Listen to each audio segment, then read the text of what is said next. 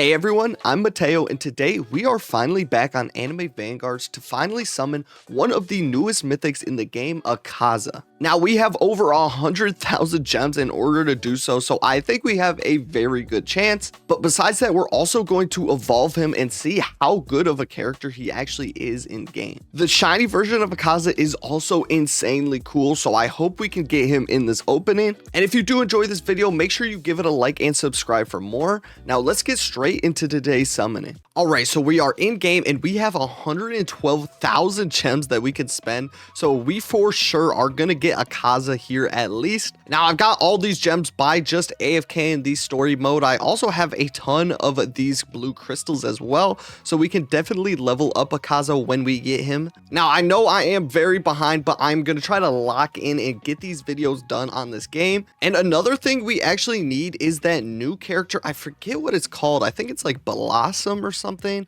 It's like a rare or like a legendary maybe. It's some character that we need in order to grind the raids in the last area. Yeah, so here in Act 4 we actually need Blossom to take away one of the debuffs on our characters. So it's really important that we get him here, but I'm sure we are going to get him with how many we are opening. And then of course we are going to play with him and evolve him and see how good he really is as a unit. Without further ado, let's just get right into it. I'm just going to buy a super lucky potion. Again, I don't think we need a stack or do anything special. I just want my gems to be at least a little bit useful. Let's turn on auto sell for legendary here and let's begin opening. Again, we are back on my main account. My last video where I summoned using like 269,000 gems was on my friend's account. So in that video, we did get Akaza as well as Tengan, I believe is the other mythical unit. But yeah, that doesn't count. Obviously, we still need to get him on here. So that is what we are doing today. And I'll probably have a whole separate video on Tengan himself. I actually heard Tengan is like a really good unit right now, so most definitely something we are gonna have to do. Let's just keep going ahead and hopefully we can get Akaza here in not too many spins. We're about to have Mythic Pity in about 50 summons, so I have a feeling we're gonna get him pretty soon here. And then I think right here is where we're going to get the Mythic, and yeah, not some crazy big reaction, but we finally got Akaza here. That is awesome. I don't mean to spoil the last video if you didn't see it, but using those gems, we opened a ton of mythic units, and we actually got a shiny version of Akaza, and he was sick. You guys should definitely be checking out that video, but he has some like red and black hair, and honestly, it is so cool. Let's just continue opening here a little bit. Let's just spend something like 20,000 gems and see what else we can get. And I just realized we need to turn off auto sell because we need one of these blossoms. So let me turn off auto sell for epics and hopefully we can get one pretty soon. Wow, we actually got an Obita. Oh wait, oh my god, wait, is that a shiny Obita? That is actually the first shiny I think we've gotten on this account. Oh my god, you guys, we actually got a shiny Obita. That is absolutely insane. That's so unfortunate because I actually have a Z plus on my level 50 Obita that I got in my opening. But now that we have a shiny one, we definitely have to use him. Let's actually take a look at him and see what he looks like. Oh yeah, this guy is absolutely dope. Let's compare him to the regular version and see what the difference is. So yeah, this guy has like the red clouds and stuff on him, and then the shiny version, as you can see, does not have the red clouds. It's just like the all black matte look. Honestly, this one is definitely more clean, so I could see why this is the shiny version. That is sick. I'm so glad we finally got our first shiny out of all of these shinies that we've opened. We've had the super shiny hunter game pass for like ever now, and that is the first one we got. So let's keep going. We at least need to get Blossom here. If we get Blossom, then we can turn on the auto sell again. So yeah, there we go. We got Blossom. That is cool. That is pretty much all we needed from this banner. Let's actually go for a second one though,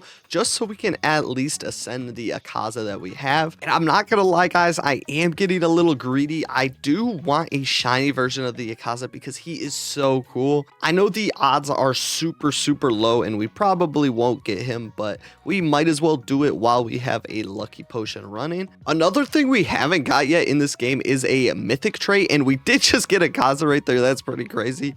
We got a second one fairly quick. But funny enough, you guys, we actually have one mythic trait on all of our characters so far, and that's on this blue Roku here who has ethereal. So that is pretty insane that that is the only one we have. Honestly, we spent pretty much exactly how much I was trying to on that opening, so that is really good. Let's collect these claims really quickly just so we can get a little extra gems. Now, really quickly, since we do have all of these food crystals, we might as well go ahead and feed him all of them just so we can get him to level 50 and see what his stats are like. So at level 50, he has like 1.62k damage, a 7.5 second SPA, and then 21 range. So honestly, nothing too crazy there. Let's actually take a look at his passive and see what he can do. So his passive that he has right now, not being evolved, he can actually reduce the time of status ailments by up to 33%. So that's really good. And then damage also increases with each attack received. Now I'm kind of curious what this means. I'm not sure if this damage increase is added with each attack that's done to Akaza here,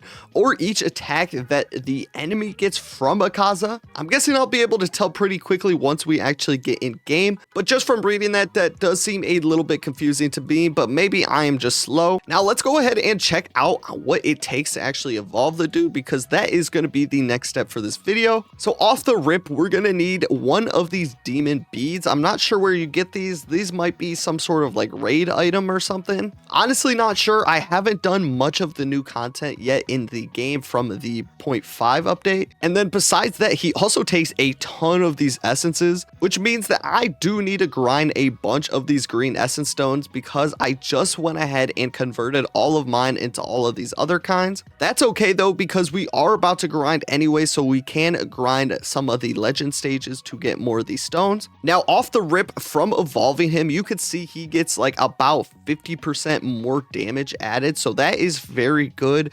And then besides that, you can't really tell any other difference. So let's go to preview here. So yeah, as you can see, it's a plus 50% damage, and then he gets one new main move called Annihilation, as well as another passive, as well as an active ability. So not sure what that is. Oh yeah, I forgot, you could check here in unit passive. So the new passive that he gets when I'm about to evolve him here, he gets Compass Needle. And basically from what I'm reading here, Compass Needle is just a move that he can use every so often that increases his damage and range by 33%. And then he's also immune to stun while Compass Needle is active. Not too sure when this passive is going to be used when you evolve him, so we're going to have to wait to see in game for that. And then I also found out that those demon beads that are needed to evolve Akaza are here in the raid shop, and you only need about 600 of them. Now I obviously couldn't beat the last level because I didn't have that new character that you need to actually do it, but I think if I go ahead and do this act 3 a bunch, then I will get plenty and plenty of those webs in order to buy that, so that shouldn't be a problem at all. I guess that means that my next step here is to grind the green essence stones so that I can evolve Akaza. 43 is quite a lot of green essence stones, so that is going to take a little bit, but I will AFK the legend stage, so it shouldn't take too long. So I'll see you guys in a second when I have all of those green essence stones to evolve Akaza. A lot of damage. As you can see, he has 8,000 damage stat right now. Now on top of that new passive that he gets at level 8 is this one right here, which gives him the damage and range boost of 33%, as well as immunity to stun while the ability is active. So if I go right here and turn it on auto, as you can see, he's going to get that bonus to both his damage and the range, and then he's also going to be immune from stun while it's active as well. And then it just ended right there, so it actually lasts a decent amount of time. It seems like it lasted almost 30 seconds. So getting that damage and range bonus for 30 seconds is actually pretty significant and honestly very good. And then if we upgrade him again, we could see this new Annihilation move and what it actually does. I actually have never seen a move like this with this like weird line attack that it does. It's like a circle and a line combined, so he's actually doing pretty decent. We're gonna go ahead and sell this here and then get an Akaza leveled up all the way so we can see it a little bit better. Overall though, I can see some value with Akaza. I definitely don't think he's one of the top characters right now. I also haven't used Tengon yet, so I don't know which one is technically better. Either way, that is pretty much it for Akaza here. Let me know down in the comments section if you like this character and like his moveset. At the current playstyle with the games and the levels and like the new raid stuff, I don't really see a use for him in any of the meta lineups, but he is honestly kind of cool, and he does do a significant amount of damage compared to other units.